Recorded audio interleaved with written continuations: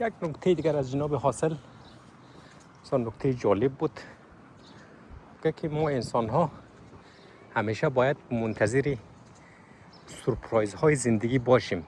یعنی زندگی همیشه ما رو سورپرایز میکنه با چیزهایی که اصلا ما حتی پیش بینی هم نمیتونیم بکنیم و همیشه روی تکیه کردن روی تجربه گذشته خوب نیست، به خاطر اینکه اتفاقاتی که در آینده میفته حتی میتونه خیلی بالاتر از تجربه گذشته باشه. پس ما اگر انتظار از این داشته باشیم که زندگی ما را میشه سورپرایز میکنه، این بسیار به ما کمک میکنه. کمکش اینه که ما دیگه وحشت زده نموشیم، غافلگیر نموشیم از سورپرایزهای آینده و چون آمادگیش داریم.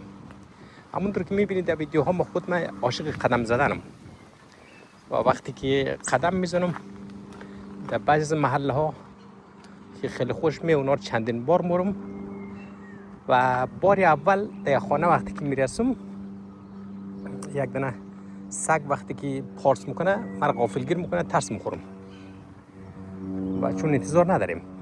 خوشبختانه سگا در استرالیا بسیار زندگی فوق العاده ای داره، بسیار غذای خاص میخوره، میلیون ها سگ اینجا وجود داره که خونده هایش بسیار از اونها رستگی میکنه، از خود هم حتی در بعضی موارد بیشتر.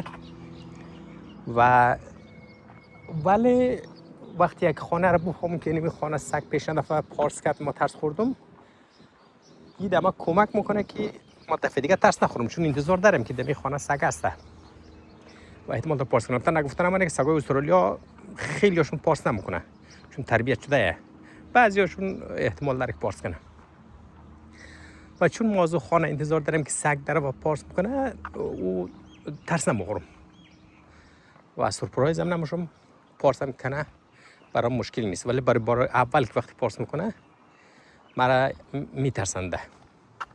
پس بنابراین ما همیشه سعی کنیم در زندگی هم انتظار داشته باشیم که سورپرایز ها در راه هست و احتمال داره که زندگی برای ما بسیار هدیه های فوق العاده ای داشته باشه. البته این هدیه ها برای بعضی شاید خوشایند نباشه، ولی خب زندگی دیگه هدیه رو داره برای ما.